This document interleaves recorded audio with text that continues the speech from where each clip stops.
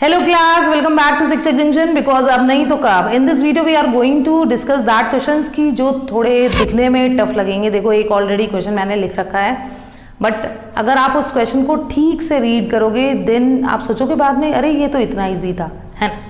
तो शायद इसी फीलिंग को आ जाए आपके मन में ये क्वेश्चन करने के बाद। देखो इसमें क्वेश्चन में क्या गिवन है, एक क्वाड्रेटिक इक्वेशन है, उसकी फॉर्म हमें गिवन है इन द क्वेश्चन की ऐसी वाली है, ठीक है। ax² plus bx plus c is equal to 0 वाली है, और एक स्टूडेंट ने wrote the coefficient of x incorrectly, और जो उसने x के कोफिशिएंट्स हैं वो गलत लिखे हैं, और जो उसके रूट्स आ रहे थे दैट आर -6 and 7। अब देखो मैंने पहले भी बोला था कि थोड़ा सा क्वेश्चन घुमा दिया जाता है ना। अब क्या घुमा हुआ है इसमें, देखो इसमें हमें जब पहले स्टूडेंट ने जो लिखे हैं रूट्स, तो उसके रूट्स थे -6 and 7।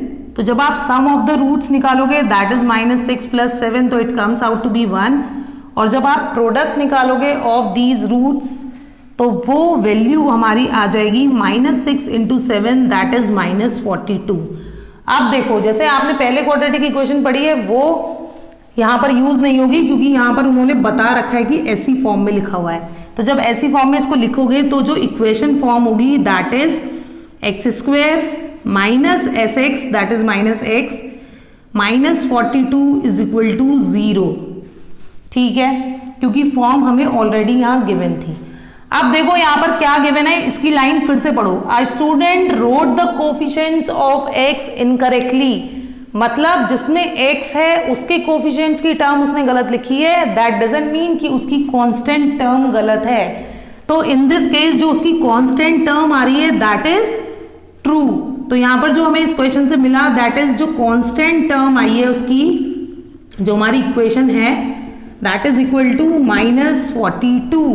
अब देखो बात करेंगे अनदर स्टूडेंट की जिसने मिस्टेक करी है in writing the constant term, और उसके जो रूट्स आ रहे हैं दैट आर 4 and 11। तो अनदर, ये हमारे फर्स्ट स्टूडेंट की बात थी। अब अगर हम सेकेंड स्टूडेंट की बात करें जो उसने इक्वेशन लिखी है, देन ऑल्सो जो रूट्स हैं उसके आर 4 and 11। तो देखो इसके हिसाब से सम कितना हो गया 15, और प्रोडक्ट की बात करें तो दैट इज 44। तो जो इक्वेशन बनेगी that is x² -15x plus 44 is equal to 0। तो इन दोनों के केस में क्या गलत है, इन दोनों के केस में सिर्फ इसके केस में सिर्फ कांस्टेंट टर्म गलत है, मतलब जो x² और जो हमारी फर्स्ट और सेकंड टर्म्स हैं दैट आर करेक्ट। अगर आपको फिर से समझ नहीं आया हो तो एक बार आप क्वेश्चन फिर से पढ़ेंगे तो आपको क्लियर हो जाएगा कि लिखा हुआ है कि another student made a mistake in writing the constant term. सिर्फ कांस्टेंट टर्म गलत लिखी है उसने, बाकी जो चीजें हैं वो सही हैं। तो जो हमारी इक्वेशन बनेगी from these two terms that will be x² -15x -42 is equal to 0 and yes this is the equation of required, ठीक है। तो यही हमारी करेक्ट इक्वेशन होगी। क्लियर हो गया ये question. Now moving on to the next question. देखो मैंने क्वेश्चन सॉल्व करने से पहले ही बताया था कि क्वेश्चन सिर्फ घुमाया है, और अब आप सोचोगे कि अरे ये कौन सा क्वेश्चन आ गया, ये हमें कराया नहीं गया था। तो किसी भी क्वेश्चन में ऐसी सिचुएशन आए तो उसको बस पढ़ लो अच्छे से, खुद ब खुद चीजें क्लियर होने लगेंगी।